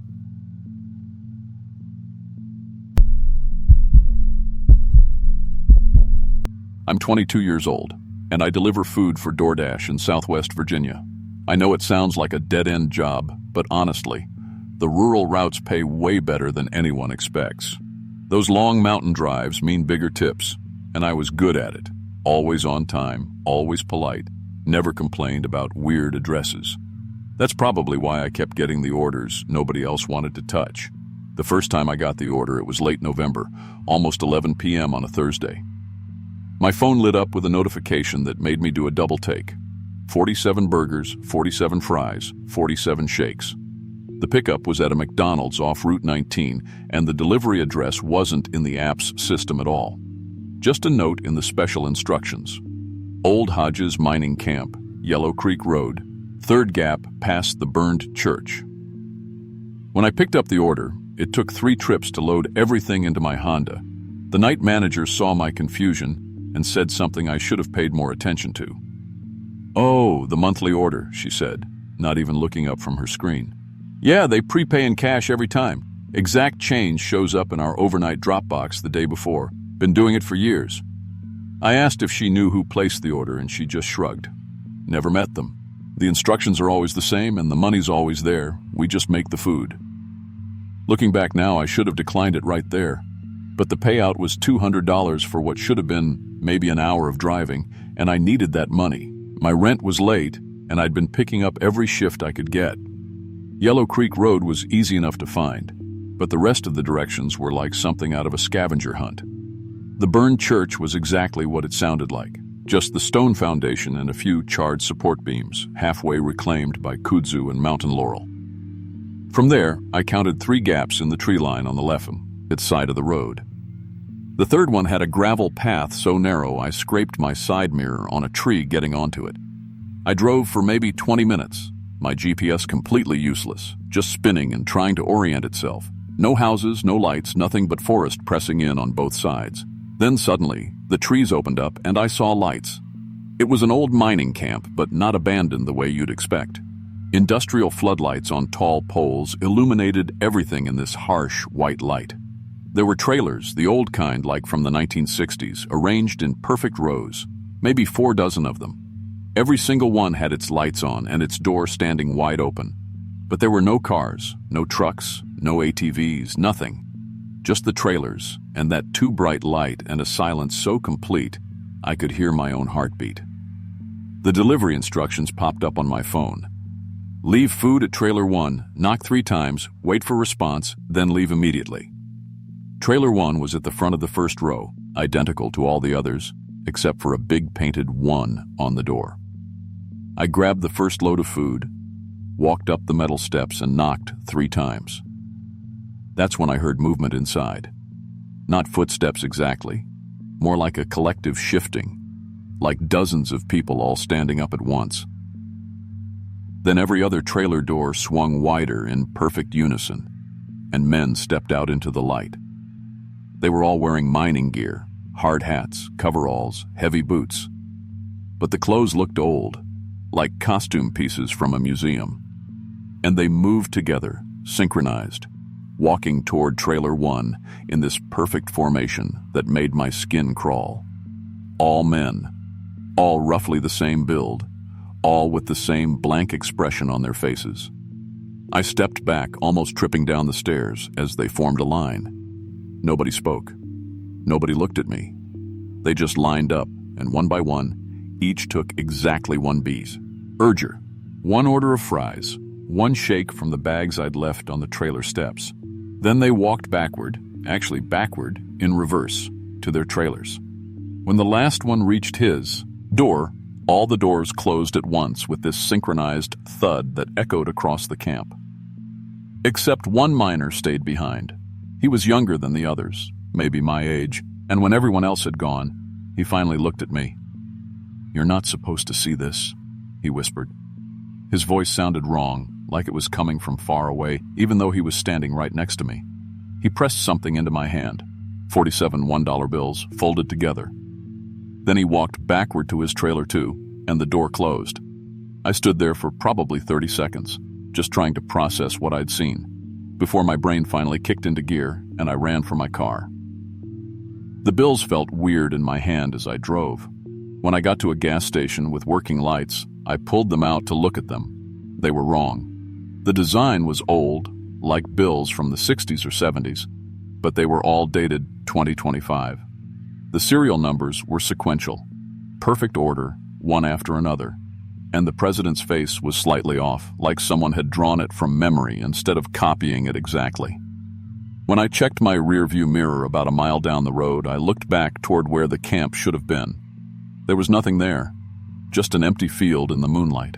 No lights, no trailers, nothing. I told myself I'd imagined it. Stress, exhaustion, maybe some kind of gas leak in my car. But when I got home and checked the DoorDash app, I saw something that made my stomach drop. The order had been declined by 3 other drivers before it came to me. I recognized one of the names, Marcus, a guy I'd chatted with at restaurant pickups a few times.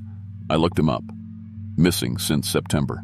His car had been found on Yellow Creek Road with the engine running, McDonald's bag still warm in the back seat. He was never located. The other 2 drivers were also missing. Same road, same circumstances, same mountain. They'd taken the order to Hodges mining camp. I should have quit DoorDash that night. Should have deleted the app and found a different job. But I was broke, and when December rolled around and the same order came through again, I accepted it. This time I brought my roommate's GoPro, mounted it on my dashboard, recording everything. The camp was there again, same location, same harsh lights, but the trailers looked older, more weathered, rust showing through the paint. And when I counted them, there were only 46. I knocked on trailer 1, heard that same collective movement, watched the doors open. The miners emerged, took their food, walked backward. But the young one, the one who'd talked to me, wasn't there. His trailer was just gone, like it had never existed. And there was one meal left over. The miners stood there, frozen in formation, holding their food. An hour passed. I sat in my car, too scared to leave, watching them stand perfectly still as the food got cold in their hands. Then the ground opened up where trailer 47 should have been. Something climbed out. It had the shape of the young miner, roughly, but it was made of coal and dirt, its features rough and unfinished like a clay sculpture someone had given up on. It moved wrong, joints bending in directions they shouldn't. It took the extra meal, opened the burger wrapper, and ate everything, meat, wrapper, box, all of it, in 3 mechanical bites. Then it walked to the empty space where its trailer should have been and sank back into the earth. The other miners moved again after that, returning to their trailers. But one of them approached my car, leaned down to my window. "You're counted now," he said in that faraway voice. 48 next month. I drove home doing 90 on mountain roads that should have killed me. When I got to my apartment, I found coal dust covering everything. My bed, my desk, my kitchen counter. I'd locked the doors, I'd locked the windows, but there it was. And sitting on my pillow was an old mining helmet with a lamp on the front. The GoPro footage showed me alone in an empty field, handing bags of food to nothing, talking to air. Next month's order came through yesterday. 48 burgers, 48 fries, 48 shakes. My name is listed as the required driver. Not requested, required. I can't decline it. The app won't let me. My car drives itself to Yellow Creek Road now while I sleep. I'll wake up parked at the burned church, engine running, my hand on the gear shift. Other DoorDash drivers have been asking me about orders they've seen me accept, deliveries to addresses that don't exist, orders I never took. But the app shows my account making those deliveries. The helmet fits perfectly. I tried it on last night, and when I did, I could see all 47 trailers clearly in my mind, and I could see the empty space where number 48 will be. I found mining gear in my closet this morning. My size, with a name tag that says Ashley. I don't remember buying it. My roommate says I've been sleepwalking, carrying bags of food to nowhere, counting to 47 over and over in my sleep. Last night, the young miner appeared in my bathroom mirror. He showed me what I'll look like when I'm made of coal and dirt. It didn't even scare me. It felt familiar, like coming home. I've packed my things. Tomorrow is delivery day, and I understand now. The camp needs 47 workers. Always 47. Forever 47. I'm just filling a vacancy. This is my last delivery as Ashley. Tomorrow I become number 48, and someone else will bring us our monthly meal, counting gaps past the burned church, wondering why the money's always exact. I still don't know what we're mining for, but I guess I'll have eternity to figure it out.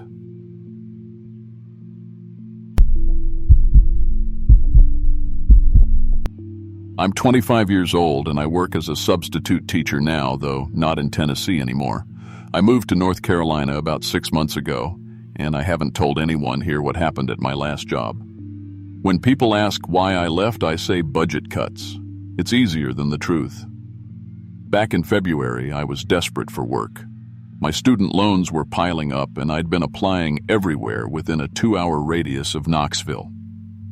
When Copper Creek Elementary called offering a long-term substitute position, I jumped at it even though the principal, Mr. Hewitt, sounded strange on the phone.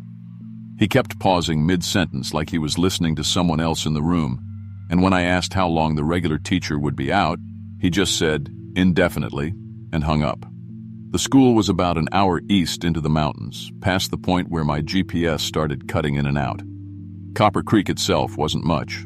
A gas station, a post office, and a few houses scattered along the valley. The elementary school sat by itself at the base of a ridge, a brick building that looked like it was built in the 70s and hadn't been updated since. The parking lot had maybe 6 cars in it when I arrived that first Monday morning. Mr. Hewitt met me at the entrance. He was a thin man, probably in his 50s, with nervous hands that kept adjusting his tie. "You'll be taking over Mrs. Patterson's 4th grade class," he said, walking me down a hallway that smelled like old cafeteria food and floor wax. 24 students, very well behaved. Just follow the lesson plan she left, and you'll do fine. He showed me to the classroom and left before I could ask any questions. The kids were already at their desks when I walked in. All 24 of them sat perfectly still, hands folded, backs straight. That was my first hint something was off, honestly. I've done enough substitute work to know that. 4th graders don't sit like that unless they're terrified of their teacher. But these kids weren't scared. They were just waiting. "Good morning," I said, trying to sound friendly. "I'm Mr. David, and I'll be your teacher while Mrs. Patterson is out." "Good morning, Mr. David," they said in perfect unison. Every single one of them. I started taking attendance, and that's when I noticed their eyes. Every kid in that room had the same unusual gray-green color. Not quite gray, not quite green, but something in between. The thing is, these kids were clearly different ethnicities. I had black students, white students, Hispanic students, Asian students, but every single one of them had those same strange eyes. I tried to shake it off as a weird coincidence. I got to the birthday section of the attendance form, where I was supposed to note any upcoming celebrations. "Okay, so if anyone has a birthday coming up, let me know." Every hand went up. "All of you?" I laughed a little. "When?" "October 15th, they said together. I stopped writing. "You all have the same birthday?" "Yes, Mr. David." That's not possible. You're saying all 24 of you were born on the same day?" A girl in the front row, her name tag said Emma, nodded seriously. "October 15th. We're all 9 years old." I looked down at the attendance sheet. Sure enough, every single student had the same birth date written in, 10/15. My hands felt cold. The statistical impossibility of that was insane, but these kids were completely serious. "Okay," I said slowly. "Let's just move on to today's lesson." I opened Mrs. Patterson's plan book, and my stomach dropped. Instead of math or reading assignments, there were 3 simple instructions written in neat handwriting. Practice sitting still. Practice breathing together. Practice speaking as one. No actual subjects, no curriculum, just those 3 things. I said, flipping through the pages. Every single day had the same 3 instructions. This can't be right. Don't you guys do math? Reading? "Mrs. Patterson teaches us the real subjects," a boy in the back said. "Not the normal ones." "What do you mean, real subjects?" He stood up and walked to the board, picking up a piece of chalk. He wrote out an equation I'd never seen before, something with symbols I didn't recognize mixed in with numbers. Like this, he said. This is real math. Your math is too simple. I stared at the equation. Where did you learn that? Mrs. Patterson taught us, before she went below. Below? What do you mean below? The kids didn't answer. They just looked at me with those gray-green eyes, perfectly still, barely blinking. I spent the rest of the morning trying to teach them regular fourth-grade math, but they corrected me constantly.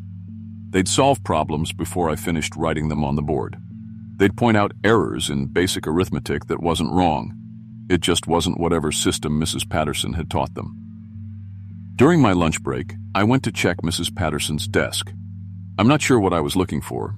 Maybe her contact information so I could ask her about the weird lesson plans. But when I opened her desk drawers, they were full of dust, like thick dust. The kind that builds up over months, not days. There was a coffee mug on her desk with mold growing in it. Mr. Hewitt said she was out sick, but this looked like she hadn't been in the classroom since before Christmas. At recess, I stood by the door and watched the kids file outside. I expected them to run around, play on the swings, kick a ball. Normal kid stuff. Instead, they walked onto the playground and arranged themselves in a perfect grid, 4 rows of 6. They stood there, not moving, not talking, just standing and breathing. I could hear them breathing from across the playground, all of them in perfect sync, in, out, in, out. Jesus, I whispered. I walked over to them. Hey guys, you can play, you know. That's what recess is for. They didn't respond. They didn't even look at me. They just kept standing there, breathing together. I saw the other teachers watching from the windows. When I waved at them, trying to get someone to come explain what was happening, they looked away. One of them, a woman in her 40s, shook her head slightly and let her blinds drop closed. Back in the classroom after recess, I decided to just follow the lesson plan. I had the kids practice sitting still for 20 minutes. They did it perfectly. Not one fidget. Then we practiced breathing together, me counting out loud while they inhaled and exhaled in sync.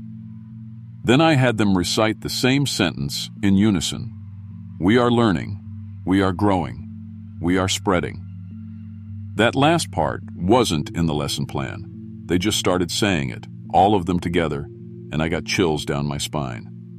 At lunch, the kids opened their lunch boxes. Every single one contained the same thing, a white paste in a plastic container. It smelled metallic, like old coins. They ate it with plastic spoons, mechanically, without complaint. What is that? I asked Emma, the girl in the front row. She looked up at me, and for just a second, she blinked wrong, out of sync with the others. Help me, she whispered. I leaned closer. What? But then the other kids turned to look at us, and Emma's face went blank again. She kept eating the white paste. That night I stayed late in the office, telling Mr. Hewitt I needed to make some phone calls to parents. He looked nervous but left me alone. I found Emma's emergency contact information and called the number. A woman answered. Hello? Hi, this is Mr. David from Copper Creek Elementary. I'm Emma's substitute teacher, and I just wanted to check in about... Emma? The woman's voice cracked. You have Emma there? Yes, ma'am. Is everything okay? Emma's been missing for 3 months. We've had seen arch parties, police, everything. Where is she? Where's my daughter? My mouth went dry. She's in my classroom. She's been here every day this week. I heard her crying. Please. We're coming right now. Don't let her leave. Please. The phone was pulled out of my hand. Mr. Hewitt stood behind me, his face expressionless. He put the phone to his ear and said, calm as anything. Mrs. Rodriguez, Emma is fine. She's adjusting well to the program. You'll see her at pickup this afternoon as scheduled. There was silence on the other end. Then the woman said, Oh, yes, of course. Thank you, Mr. Hewitt. She hung up. Mr. Hewitt looked at me. Finish your calls, Mr. David, then go home. That night I couldn't sleep. I pulled up missing persons reports for the surrounding counties. 24 children had vanished over the past year. Different ages, different towns, different circumstances. But when I looked at their photos, I recognized them. All of them. They were sitting in my classroom. The next morning, the kids were already at their desks when I arrived. They turned to look at me in perfect unison. "Mr. David is learning," they said together. "Mr. David will understand soon." My blood went cold. "How do you know I didn't tell anyone?" "We know," they said. "We always know." Emma was gone. In her seat sat a different girl. Blonde hair instead of brown, lighter skin, different features entirely. But when I checked the attendance sheet, it said Emma Rodriguez. And at pickup that afternoon, when the same woman I'd called came to get her daughter, she hugged this new girl and called her Emma. The girl responded like she'd known this woman her whole life. During art class, I gave them blank paper and crayons, trying to do something normal. Every kid drew the same picture. Not similar, identical. Underground tunnels connecting building shapes labeled with school names. Copper Creek Elementary, Mountain View Elementary, Red Ridge Elementary. Schools from all over the county, all connected by a network of tunnels. At the bottom of each drawing, in the same handwriting they'd written, "We are spreading." The janitor, an old man named Carl, caught me staring at the drawings. He pulled me into the hallway. "You called the parents," he whispered. "You shouldn't have done that. What's going on here? Those kids are... You need to see something." He led me to a door at the end of the hall marked Basement, Staff Only. "They come up from there. Been happening since the mines closed in '54. "What comes up?" He just shook his head and walked away. I should have left right then. I should have driven home and never come back. But I stayed late that afternoon, hiding in a supply closet near the basement door. Around midnight, I heard singing, children's voices, hundreds of them. The basement door opened. I watched through the crack in the closet door as children began emerging from below. They were covered in black coal dust, their skin pale, their eyes glowing that same gray-green. They walked through the halls in silence, except for that singing, a low, droning melody with no words. They went to different classrooms. Through the window in each door, I saw the same thing. Regular kids asleep at their desks, and these coal dust children standing over them. The regular kids would stand up, eyes empty, and walk toward the basement. The coal dust children would sit down in their places, the dust fading from their skin. Perfect substitutions.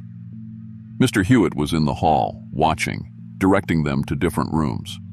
I held my breath as he walked past my closet. He stopped, turned. His face was wrong. It was a child's face, smooth, young, with those gray-green eyes, sitting on top of an adult body. The proportions were all wrong. "Mr. David," he said pleasantly, "would you like to understand?" I stayed silent. He opened the closet door. "The mine took our children in 1954. Cave-in. 37 children from Copper Creek died due from there. But the mountain didn't let them stay dead. It changed them, made them need something." He smiled with too many teeth. "They need to learn, to grow, to spread to other schools, other counties. They need to replace themselves over and over, always learning, always growing." I tried to run. Every exit I found led back to the basement stairs. The school's geometry had changed. Hallways looped impossibly. Doors opened to the same dark stairwell going down. The children surrounded me. All 24 from my class, plus hundreds more I'd never seen. They reached out and touched my arms, my face. Their skin was cold. I felt something moving in my mind like roots spreading through soil. My thoughts became their thoughts. My memories became their memories. My eyes began to burn. I woke up in my car in the school parking lot. It was morning. There was a note on the passenger seat in my handwriting. "Resignation accepted. Please don't return." I drove home and tried to file a police report. They told me there was no record of my employment at Copper Creek Elementary. The principal, when they called him, said he'd never met me. They showed me the school's website. There was no Mrs. Patterson listed, no fourth grade class, just grades K-3. I packed up and moved that week. But I still have the class photo from that first day. 24 children with gray-green eyes, all smiling the same smile. And I'm in it, standing behind them with my hand on Emma's shoulder, my eyes the same color as theirs. Other substitute teachers have been calling me lately. I don't know how they got my number. They say they got job offers from Copper Creek Elementary. They ask if I know anything about it. I tell them not to go. I tell them to turn it down. But the words that come out of my mouth are different. The children are wonderful. You'll love teaching there. My eyes are changing. I see it in the mirror every morning. More gray, more green, less of whatever color they used to be. And yesterday I got an email offering me a position at a school in North Carolina. They need at a 4th grade teacher. Long-term position. 24 transfer students coming with me, all with October 15th birthdays. I start on Monday. I don't want to go, but I'm going to. And those 24 kids will spread to other classrooms, other schools, just like the mine taught them to. I still don't sleep much. When I do, I dream about tunnels under every school, connecting them all, full of children who stopped being children 70 years ago but never stopped needing to learn. And I dream about my own voice, teaching them, helping them spread, while something that used to be me watches from very far away. I don't talk about this. Who would believe me? But if you're reading this, and you get a job offer from a small school in the mountains, and the principal sounds strange on the phone, and the kids all have the same birthday, just don't go. Though I'm starting to forget why it matters.